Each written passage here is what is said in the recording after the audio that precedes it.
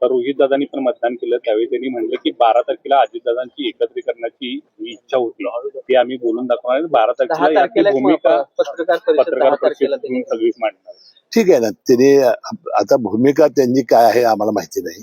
फक्त आमचं मत होतं की जे विलिनीकरणाबद्दल चर्चा हे करतायत म्हणजे राष्ट्रवादी साहेबांचा गट, त्या चर्चेमध्ये अजितदादा होते, आम्ही कोणी प्रमुख माणसं नव्हती, एवढा आमचा दावा आहे.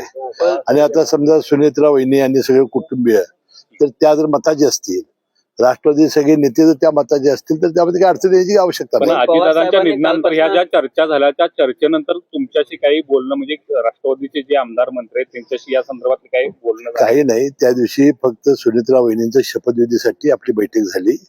तशी बोलण्यासारखी परिस्थिती नव्हती, कारण सगळेजण प्रचंड एक दुःखाच्या ह्याच्यामध्ये होते. प्रचंड असा झटका बसलेला होता आणि एक ॲटोबॉम्ब पडावा असं राष्ट्रवादींच्या कार्यकर्त्यांच्यावर पडलेला होता. त्यामुळे सगळे सुन्न होते. पवार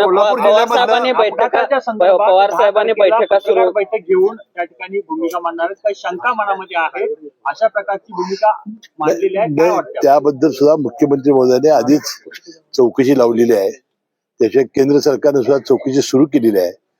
त्यातून जे ब्लॅक बॉक्स सापडलेला आहे त्यामुळे चित्र स्पष्ट होईल. जे अहवाल सादर केले जातात ते अगदीच दाखवायची म्हणून काही दाखवले जात आहेत. जे महत्वाचे काहीतरी येणं गरजेचं ते येत नाही असं. आता एक यातला महत्वाचा घटक म्हणजे पवार साहेब, त्यांनी सांगितलं हे काय अपघात नाही, हे प्युअर ऍक्सिडेंट आहे, अपघात आहे सांगितलं त्यांनी. पण पवार साहेबांनी आता बैठका म्हणजे कौटुंबिक बैठका पवार कुटुंबियांच्या सुरू झालेल्या आहेत कालपासून. विशेषतः मोठ्या पवार साहेबांनी यामध्ये लक्ष घातलं नाही. त्यामध्ये बघा त्यांच्या बैठका त्यांचं सातत्याने कुटुंब हे एकत्रच होतं. दीपावलीच्या वेळेला सुद्धा ते सारखे एकत्र येत होते. आता सुद्धा काही 10 दिवस काल होते, 10वा दिवस काल होता. आणि या त्यांच्या विधीच्या निमित्ताने सगळं कुटुंब एकत्र आलं असेल आणि ती काय त्यांनी काय ज्या चर्चा केली ते आपल्याला काय समजण्याची काय आवश्यकता नाही. हसन मुश्रीफांना काय वाटतं, दोन्ही राष्ट्रवादी एकत्र आले पाहिजे असं वाटतं? हसन मुश्रीफांना नेमकं असं वाटतंय की जो पक्ष ठरवेल ती भूमिका हसन मुश्रीफची असेल. आता सुनीताताईंनी जर निर्णय घेतला तर तुम्ही सगळे एकत्र करण्यासाठी तयार आहात? आम्हाला करावं लागेल. पवार साहेबांच्या खासदारकीची टर्म लवकरच संपणार आहे, त्यांना पुन्हा संधी मिळणार का याबाबत प्रश्नचिन्ह आहे. संजय राऊतांचं म्हणणं आहे की पवार साहेबांनी निवडणूक लढवावी. आता हा त्यांचा आहे बघा, महाविकास आघाडीचा प्रश्न आहे की काय करावं. काल मी संजय राऊतांचं ऐकलं, ते पवार साहेबांना राज्यसभेत पाठवणार आहेत. त्याबद्दल मी संजय राऊतांचं मनपूर्वक अभिनंदन करतो.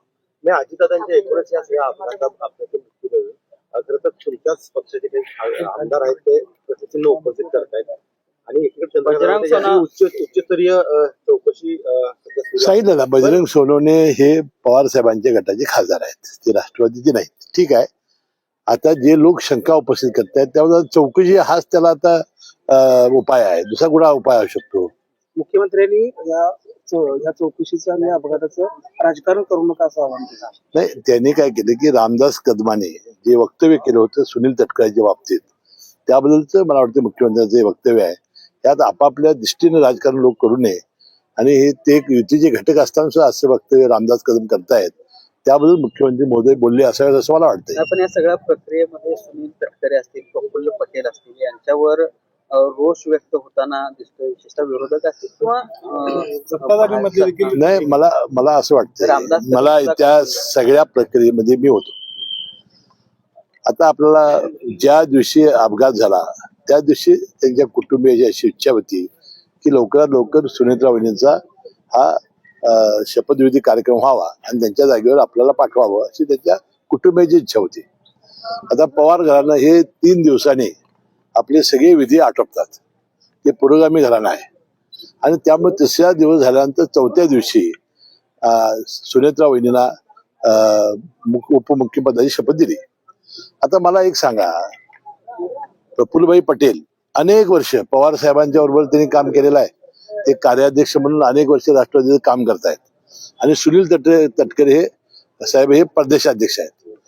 मग आता मला सांगा, दादांच्या अचानक जाण्यानं ही जबाबदारी कोणी मिटिंग कोणी बोलवायची,